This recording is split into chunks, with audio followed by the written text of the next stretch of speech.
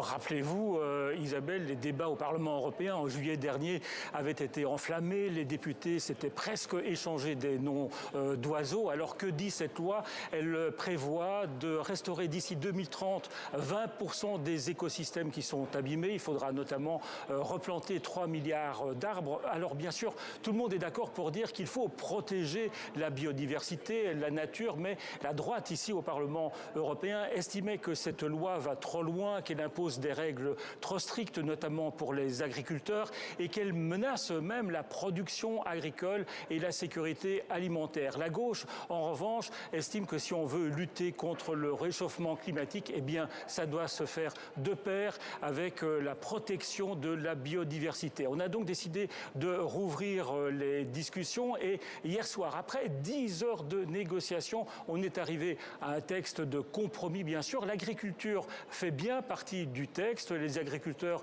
sont invités à produire plus vert, à utiliser moins de produits chimiques, mais un mécanisme d'urgence est aussi prévu qui devrait permettre aux agriculteurs de ne pas respecter toutes les règles dans des cas exceptionnels, notamment en cas de menace sur la sécurité alimentaire. Mais le déclenchement de ce mécanisme reste quand même très flou.